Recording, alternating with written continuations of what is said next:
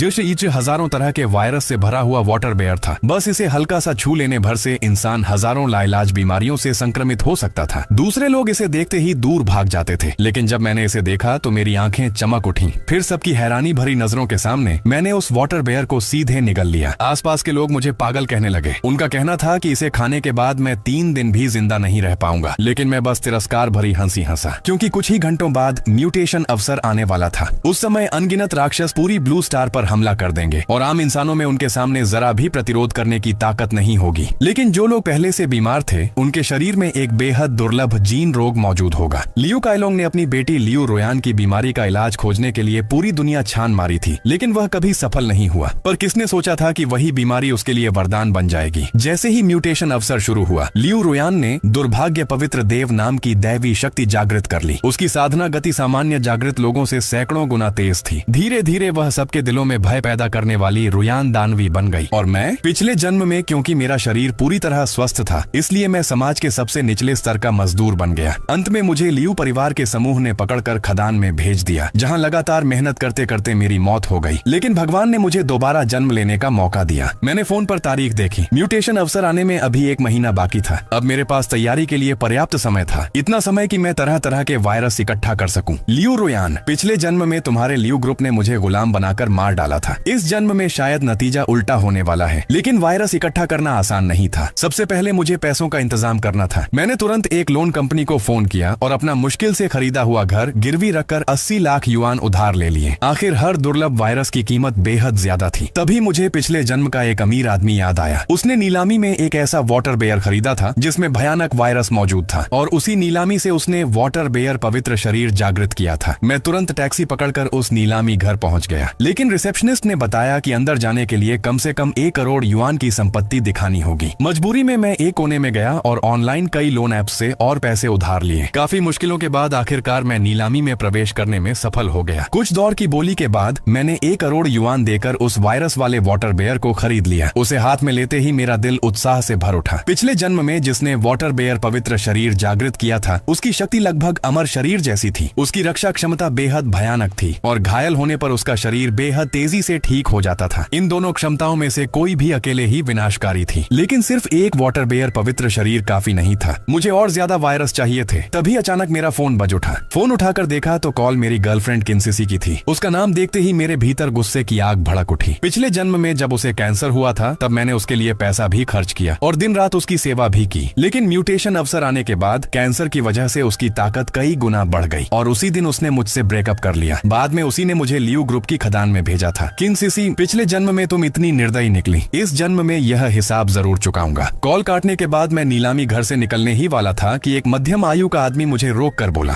उसने अपना नाम चांगशू बताया। वह उसी वाटर बेयर का विक्रेता था। उसने पूछा कि मैंने इतनी बड़ी रकम खर्च करके वह वाटर बेयर क्यों खरीदा। मैं हल्का सा मुस्कुराया और सतर्क होकर बोला, तुम्हें इससे क्या मतलब? चांगशू ने मुस्कुराते हुए कहा, घबराओ मत, मैं सहयोग की बात करने आया हूँ। मैं ब्रिटेन में स्थित एक जैविक अनुसंधान केंद्र में काम करता हूँ। मेरे पास कई दुर्लभ वायरस नमूनों तक पहुँच है। अगर तुम्हें चाहिए तो मैं दिला सकता हूँ। एक नमूने की कीमत 50 लाख। ये सुनते ही मैं अंदर से चौंक गया, सच में जैसे नींद में तकिया मिल गया हो। हालांकि वायरस की कीमत सच में बहुत ज्यादा थी। जब उसने देखा कि मैं चुप हूँ तो उसे लगा कि मुझे कीमत ज्यादा लग रही है। वह तुरंत बोला, 30 लाख में भी दे सकता हूँ। मैं समझ गया कि यह उसकी सबसे कम कीमत थी। मैंने पूछा, तुम्हारे पास कुल कितने वायरस हैं? लगभग 100 से ज्यादा। हर एक का एक नमूना चाहिए, दे पाओगे? कोई समस्या नहीं, मेरे पास रास्ता है, लेकिन पहले आधा पैसा एडवांस देना होगा। मैंने तुरंत हामी भर दी और हम दोनों ने वीचैट पर एक दूसरे को जोड़ लिया। लेकिन उसके जाने के बाद मैं फिर चिंता में पड़ गया। इतने सारे वायरस खरीदने के लिए मुझे कम से कम 30 करोड़ युआन चाहिए थे। इतनी बड़ी रकम सिर्फ लोन से जुटाना असंभव था। तभी मुझे पिछले जन्म की एक अफवाह याद आई। खदान में काम करते समय मैंने सुना था कि लियू ग्रुप बड़ी मात्रा में तियानशान स्नो लोटस खरीद कर नष्ट कर रहा था। क्या ऐसा हो सकता है कि यह स्नो लोटस लियू रोयान के लिए खतरा हो? दूसरे शब्दों में, म्यूटेशन अवसर आने से पहले यही स्नो लोटस उसकी जीन बीमारी का इलाज कर सकता था। अगर यह सच था तो मेरे 30 करोड़ युआन का इंतजाम हो सकता था। अगर मैं यह जानकारी लियू ग्रुप को बेच दूं तो पैसों की कोई कमी नहीं रहेगी। लियू रोयान, पिछले जन्म में तुम्हारे लियू ग्रुप ने मुझे गुलाम बनाकर मार डाला था। अगर इस जन्म में मैं सचमुच तुम्हें ठीक कर दूं और तुम्हारा सबसे बड़ा अवसर छीन लूं, तो क्या तुम्हें मुझे धन्यवाद नहीं कहना चाहिए? अगले दिन मैं लियू काइलोंग के ऑफिस पहुंचा। व्हील चेयर पर बैठी लियू रोयान को देखकर मैं कुछ पल के लिए ठहर गया। उसका बेहद सुंदर चेहरा और कमजोर शरीर पिछले जन्म की उस भयावह रोयान दानवी से बिल्कुल अलग था। पिछले जन्म में ईस्ट सी सिटी के ऊपर अचानक एक दिव्य चक्र प्रकट हुआ था। अनगिनत शक्तिशाली लोग उस अवसर को पाने दौड़ पड़े थे, लेकिन अंत में लियू रोयान ने अपनी दुर्भाग्य शक्ति के बल पर सबको कुचल दिया था। पवित्र शरीर, अनगिनत शक्तिशाली लोगों के बीच उसने खून की राह बनाते हुए उस दिव्य खजाने को हासिल कर लिया था, और उस खजाने को पाने के बाद उसने निर्दयता से पूरे ईस्ट सी सिटी के सभी जीवों का कत्ल कर दिया था। उनके हृदय के रक्त से उस खजाने को पोषित किया गया। यही कारण था कि उसे दानवी की उपाधि मिली। अब अगर मैं इस औरत को ठीक कर दूं तो इसे जनता की भलाई ही माना जाएगा। जो कायलोंग ने मुझे ऊपर से नीचे तक गौर से देखा, वह पहले ही मेरी पूरी जानकारी निकलवा चुका था। मैं बस एक साधारण इंसान था जिसका कोई बैकग्राउंड नहीं था। अगर यह बीमारी लियू रोयान को अभी अभी हुई होती तो वह किसी भी हालत में मुझे इलाज करने नहीं देता, लेकिन अब उसके पास कोई और रास्ता नहीं बचा था। वह सिर्फ मरे हुए घोड़े को जिंदा समझकर आखिरी कोशिश करना चाहता था। ठीक है, इसे आखिरी उम्मीद मान लेते हैं। बताओ, तुम मेरी बेटी का इलाज कैसे करोगे? मिस्टर लियू, अगर मेरा तरीका आपकी बेटी की बीमारी पर असर करता है तो 1 करोड़ युआन का इनाम मुझे मिलेगा ना? बिल्कुल, मेरे पास पैसों की कमी नहीं है। मुझे सिर्फ यह डर है कि तुम उन्हें लेने के लायक हो भी या नहीं। आपकी बेटी की बीमारी तियानशान स्नो लोटस से ठीक हो सकती है। Tianshan snow lotus? फिर बस सिर्फ तियानशान स्नो लोटस। हालांकि लियू कायलोंग को थोड़ा शक हुआ, लेकिन फिर भी उसने अपनी सचिव को दवा तैयार करने का आदेश दे दिया। दवा बनते समय मैंने सामने बैठी इस रुयान दानवी को ध्यान से देखा। सच में किसने सोचा होगा कि पिछले जन्म की वह भयावह दानवी जागृति से पहले इतनी शांत और कोमल थी। जब लियू कायलोंग ने देखा कि मैं उसकी बेटी को इतनी बेझिझक घूर रहा हूँ तो उसके मन में तुरंत गुस्सा भर गया। अगर यह तियानशान स्नो लोटस काम नहीं आया तो देखना मैं तुम्हारा क्या हाल करता हूँ। तभी सचिव दवा लेकर अंदर आई। लियू रोयान ने जैसे ही दवा पी, उसका दायां हाथ जो काफी समय से पूरी तरह सुन्न था, हल्का सा हिलने लगा। यह दृश्य देखते ही लियू कायलोंग की आंखें फैल गईं। कमाल है, यह सच में काम कर गया। मैं हल्का सा मुस्कुराया। मिस्टर लियू, अब जबकि मेरा इलाज असरदार साबित हुआ है तो वह 1 करोड़ युआन, चिंता मत करो। मैं लियू कायलोंग अपने वादे से कभी पीछे नहीं हटता। जाओ, मिस्टर जो के खाते में 1 करोड़ ट्रांसफर कर दो। जी चेयरमैन। पास बैठी लियू रोयान ने भी मुझे दिल से धन्यवाद दिया, लेकिन अंदर ही अंदर मैं ठंडी हंसी हंस रहा था। जब म्यूटेशन अवसर आएगा तब शायद तुम लोग मुझे मार डालना चाहोगे। तभी मेरे फोन पर 1 करोड़ युआन आने का मैसेज आया। बैलेंस देखकर मेरा दिल जोरों से धड़क उठा। मैंने तुरंत कहा कि मुझे कुछ जरूरी काम है और वहां से निकल गया। 1 घंटे बाद एक लग्जरी होटल के अंदर मैंने चांगशू के सामने 1 करोड़ युआन एडवांस रख दिया। फिर उसका वर्क आईडी ध्यान से जांचा। यह पक्का करने के बाद कि वह सच में रिसर्च लैब का कर्मचारी है, मैंने कहा तुम्हारे पास 2 दिन है, उसके बाद यही माल और पैसा दोनों की डील होगी। और याद रखना, सभी 100 वायरस एक ही टेस्ट ट्यूब में डालना। आखिर वायरस कोई मजाक नहीं थे। अगर मैंने उन्हें निगल लिया और म्यूटेशन अवसर आने से पहले ही मर गया तो सारा खेल खत्म हो जाता। मेरी बात सुनकर चांगशू थोड़ा हैरान हुआ, लेकिन उसने तुरंत हामी भर दी। उसके लिए बस पैसा मायने रखता था। ग्राहक उन वायरस का क्या करेगा, इससे उसे कोई मतलब नहीं था। उससे विदा लेने के बाद मेरा दिल उत्साह से भर गया। इन वायरसों के साथ म्यूटेशन अवसर आने के बाद मैं कम से कम एक शक्तिशाली योद्धा जरूर बन जाऊंगा। लेकिन फिर भी मैं संतुष्ट नहीं था। पिछले जन्म में लियू रोयान जैसे कई भयानक ताकतवर लोग मौजूद थे। सिर्फ 100 वायरसों के सहारे दुनिया पर राज करना संभव नहीं था। अगर मैं दोबारा जन्मा हूँ तो या तो कुछ करूंगा ही नहीं, और अगर करूंगा तो सबसे शक्तिशाली बनूंगा, वरना इस दूसरे मौके का क्या फायदा। कुछ देर सोचने के बाद मैंने फैसला किया कि मुझे थोड़ा परमाणु दूषित पानी भी जुटाना चाहिए। वह चीज बेहद जहरीली थी, शायद उससे कोई अद्भुत प्रभाव पैदा हो जाए। जल्दी ही 2 दिन बीत गए। इन दिनों मैंने न सिर्फ कुछ औद्योगिक जहरीला पानी इकट्ठा किया, बल्कि भारी रकम खर्च करके ऑनलाइन परमाणु दूषित पानी की एक बोतल भी खरीद ली। अब बस उन 100 वायरसों का इंतजार था। तभी चांगशू का फोन आ गया। 2 घंटे बाद वह तय होटल में पहुंच गया। उसने सावधानी से अपनी जैकेट से एक डिब्बा निकाला। तुम्हारी मांग के अनुसार मैंने हमारी रिसर्च लैब के सभी 105 म्यूटेटेड वायरस इसमें डाल दिए हैं, और यह यूएसबी ड्राइव, इसमें उन 105 वायरसों की पूरी जानकारी है। यह इकलौती कॉपी है, संभाल कर रखना। अगर खो गई तो मैं दोबारा नहीं ला पाऊंगा। मैंने उस यूएसबी की तरफ देखा तक नहीं। मेरी नजरें सिर्फ उस टेस्ट ट्यूब पर टिकी थीं। उसमें हल्का नीला तरल भरा हुआ था। ऊपर से देखने पर वह बिल्कुल साधारण लग रहा था, लेकिन असल में उसकी एक बूंद भी इंसान की जिंदगी बदल सकती थी। जब चांगशू ने देखा कि मैं काफी देर से टेस्ट ट्यूब को घूर रहा हूँ तो वह खांसते हुए बोला, पहले ही बता देता हूँ, तुम्ही ने कहा था कि सारे वायरस एक साथ मिलाने हैं। घर ले जाने के बाद उनके मूल गुण वैसे ही रहेंगे या नहीं, इसकी मैं कोई गारंटी नहीं देता। मैंने उसकी शिकायतों पर ध्यान नहीं दिया। मैंने सावधानी से डिब्बा बंद किया और बस इतना कहा, डील पूरी हुई। फिर मैं जल्दी से वहां से निकल गया। मेरे जाने के बाद चांगशू ने देखा कि यूएसबी ड्राइव अभी भी मेज पर पड़ी है। हालांकि उसे थोड़ा अजीब लगा, लेकिन चूंकि उसे पैसे मिल चुके थे इसलिए उसने ज्यादा दखल देना जरूरी नहीं समझा। वह भी पैसे लेकर होटल से चला गया। इस तरह कुछ दिन शांति से बीत गए। मैंने बचे हुए करोड़ों युआन अलग अलग आलीशान जगहों पर खुलकर खर्च किए। बेशक सबसे जरूरी चीज वायरस भी मैंने काफी मात्रा में जमा कर लिए थे। मेरा पूरा स्टोरेज अब तरह तरह के वायरसों से भर चुका था। इसी दौरान मैं सोच रहा था कि क्या मुझे जहरीले सांप और बिच्छू जैसे घातक जीव भी इकट्ठा करने चाहिए। तभी अचानक टीवी पर एक ब्रेकिंग न्यूज आई। एक जरूरी समाचार। 10 मिनट पहले ब्रिटेन का प्रसिद्ध टोंगमैन ब्रिज अचानक ढह गया। मरने वालों की संख्या अभी स्पष्ट नहीं है। हालांकि वीडियो धुंधला था, लेकिन साफ दिखाई दे रहा था कि वह ब्रिटेन का मशहूर टोंगमैन ब्रिज था। लेकिन अब वह बीच से पूरी तरह टूट चुका था। ऐसा लग रहा था जैसे किसी ने उसे विशाल तलवार से 2 हिस्सों में काट दिया हो। यह दृश्य देखते ही मेरी सांस रुक गई। म्यूटेशन युग वह फिर आ गया। हजारों मीटर लंबा टोंगमैन ब्रिज अब ऐसे टूटा पड़ा था मानो किसी तेज धार वाले हथियार ने उसे बीच से चीर दिया हो। यह देखकर मुझे तुरंत समझ आ गया, यह म्यूटेशन युग के आगमन का संकेत था। पिछले जन्म में भी टोंगमैन ब्रिज वास्तव में किसी साधारण दुर्घटना से नहीं टूटा था, बल्कि उसे एक भयानक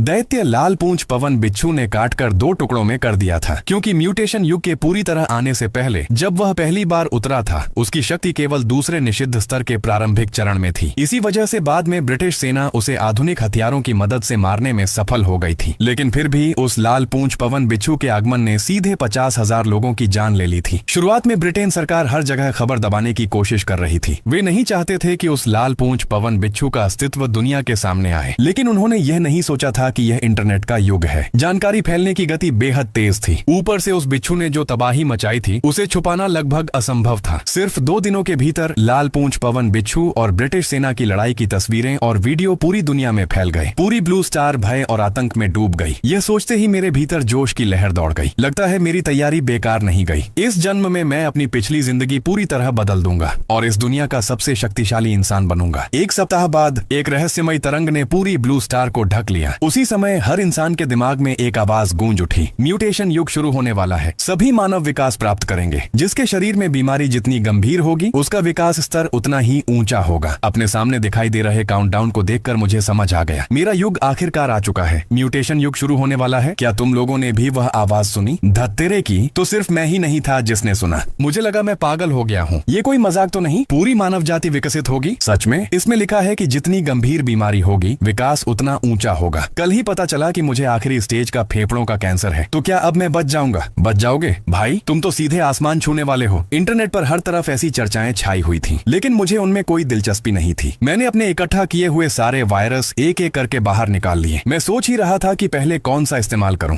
तभी मेरा फोन बज उठा। हेलो जोलो, तुमने सुना ना, म्यूटेशन युग शुरू होने वाला है। भगवान ने आखिर मेरी सुन ली। लगता है मेरी किस्मत में मरना लिखा ही नहीं था। सही कह रही हूँ ना? यह किन सिसी थी? जोलो, अगर उस समय तुम अपना किडनी मुझे देने के लिए तैयार हो जाते तो शायद मुझे यह अवसर कभी नहीं मिलता। सीसी, क्या हम एक बार मिल सकते हैं? हा। जोलो, अब पछता रहे हो? ठीक है, मैं तुम्हें एक मौका देती हूँ। जिस दिन म्यूटेशन युग शुरू होगा, तुम मेरे घर आना। मैं देखूंगी कि तुम्हारी माफी कितनी सच्ची है। फिर सोचूंगी कि तुम्हें माफ करना है या नहीं। कॉल कटने के बाद मैं ठंडी हंसी हंस पड़ा। किन सिसी, जल्द ही तुम्हें पता चल जाएगा कि असली ताकतवर कौन है। जहाँ किन सिसी खुशी से पागल हो रही थी, वहीं दूसरी तरफ लियू रुयान गुस्से से तिलमिला उठी थी। धत्तेरे की, यह म्यूटेशन युग अभी क्यों आ गया? मेरी बीमारी तो सिर्फ 40% ही ठीक हुई है। इसका मतलब मेरी ताकत बहुत कम हो जाएगी। सब उस जोलो की गलती है। मैं उसे जरूर मार डालूंगी। लियू काइलोंग ने तुरंत उसे शांत किया। बेटी चिंता मत करो, वह जोलो सिर्फ एक साधारण स्वस्थ इंसान है। म्यूटेशन युग आने के बाद उसे खत्म करने के हमारे पास बहुत तरीके होंगे। दूसरी तरफ मैं मेज पर रखे वायरसों को देखकर कुछ देर के लिए खो गया। 1 महीने के दौरान ये वायरस पहले से कहीं ज्यादा भयानक रूप से म्यूटेट हो चुके थे। पहले टेस्ट ट्यूब में जो नीला तरल था, अब वह पूरी तरह काला हो चुका था और उस काले तरल के भीतर कुछ अजीब चीज लगातार हिलती हुई दिखाई दे रही थी। बेशक इन 100 म्यूटेटेड वायरसों के अलावा मैंने दर्जनों और जहरीली चीजें भी जमा की थी, लेकिन उन्हें पहले एक साथ मिलाना जरूरी था। अगर मैं उन्हें अलग अलग खाता तो शायद 2.5 मिनट भी जिंदा नहीं बचता। समय तेजी से बीतता गया। जल्द ही म्यूटेशन युग का काउंटडाउन आखिरी 1 मिनट पर पहुंच गया। अचानक मेरे पूरे शरीर में जलन फैल गई। वह दर्द इतना भयानक था कि मैं लगभग बेहोश होने वाला था। लेकिन मैं जानता था यह सबसे महत्वपूर्ण पल था। अगर मैं अभी बेहोश हो जाता तो मेरी सारी मेहनत बेकार हो जाती। मैंने दांत भींचकर दर्द सहा, फिर उस बोतल को उठाया जिसमें वायरस, जहरीला पानी और बाकी सभी विषैले पदार्थ मिले हुए थे और एक ही सांस में पूरी बोतल पी गया। अगले ही पल एक ऐसा दर्द मेरे पूरे शरीर में फैल गया जिसे शब्दों में बयान करना असंभव था। मेरा चेहरा तुरंत बैंगनी पड़ गया। मेरी त्वचा पर अनगिनत रक्त रेखाएं उभर आईं। मैं किसी नरक से निकले दानव जैसा दिखने लगा। इस तरह 1 मिनट तक भयानक पीड़ा सहने के बाद म्यूटेशन युग आखिरकार शुरू हो गया। काउंटडाउन खत्म होते ही नीली ऊर्जा की एक लहर पूरी ब्लू स्टार पर फैल गई। जिन लोगों को पहले बीमारियां थीं, वे उसी क्षण पूरी तरह ठीक हो गए। साथ ही उन्हें अलग अलग स्तर की शक्तियां भी प्राप्त हुईं। जिन लोगों को त्वचा रोग था, उनकी त्वचा अब गोलियों और आग तक से प्रभावित नहीं हो रही थी। जिनके पैर जन्म से विकलांग थे, वे अब ऊंची ऊंची इमारतों के बीच हवा की तरह दौड़ रहे थे। और मैं आखिरकार उस असहनीय दर्द से मुक्त हो चुका था। तभी सुनहरी ऊर्जा ने मेरे पूरे शरीर को घेर लिया। मेरी आंखों के सामने अनगिनत वायरसों के नाम चमकने लगे। हर वायरस मुझे एक अलग शक्तिशाली प्रतिभा दे रहा था। जब मैं इन शक्तियों को देखकर स्तब्ध था, तभी सिस्टम की आवाज फिर गूंजी, जांच पूरी। होस्ट के शरीर में 138 प्रकार की नकारात्मक अवस्थाएं पाई गईं। 100 रोगों से ग्रस्त उपलब्धि सक्रिय। बधाई हो, आपको अद्वितीय प्रतिभा 9 अधोलोक अराजक शरीर प्राप्त हुआ है। ये सुनते ही मैं तुरंत ध्यान लगाकर साधना करने बैठ गया। कुछ ही पलों में मैं शुरुआती प्रथम स्तर से सीधे छठे स्तर तक पहुंच गया। अपने भीतर की उस भयानक शक्ति को महसूस करके मेरा दिल कांप उठा। फिर मैं छत पर गया और सामने फैले चमकते शहर को देखते हुए धीरे से बोला, इस जन्म में मैं अब किसी का शिकार बनने वाली भेड़ नहीं हूँ। पिछले जन्म में किन सीसी जब पहली बार जागृत हुई थी, तब उसकी शक्ति सिर्फ तीसरे स्तर तक थी, लेकिन अब मेरी छठे स्तर की ताकत के सामने शायद पूरी ब्लू स्टार पर कोई टिक नहीं सकता था। तभी अचानक जमीन जोर से कांपी। दूर कहीं विस्फोट की आवाज गूंज उठी। यह दृश्य देखते ही मुझे पिछले जन्म की वही घटना याद आ गई। जियांगनान शहर के ऊपर एक रजत कवच रहस्यमयी ड्रैगन शार्क प्रकट हुई थी। वह आ गया, रजत कवच रहस्यमयी ड्रैगन शार्क। मुझे याद था पिछले जन्म में उसके मारे जाने के बाद उसका ड्रैगन शरीर एक चांदी के भाले में बदल गया था। उस भाले की शक्ति बेहद डरावनी थी और संयोग से मेरे हाथ में भी मुझे बस एक हथियार की कमी थी और तुम ही मेरे लिए सबसे सही हो। दूसरी तरफ इस समय रजत कवच रहस्यमयी ड्रैगन शार्क के नीचे बड़ी संख्या में पुलिस बल इकट्ठा हो चुका था, लेकिन उनके आधुनिक हथियार उस ड्रैगन शार्क के सामने ऐसे थे जैसे किसी हाथी को सुई चुभाना। न सिर्फ वे उसे चोट पहुंचा पाए, बल्कि उन्होंने उसे पूरी तरह क्रोधित कर दिया। जब सभी लोग समझ नहीं पा रहे थे कि अब क्या करें, तभी उनमें से एक व्यक्ति ने आसमान की ओर इशारा करते हुए चिल्लाया, जल्दी देखो।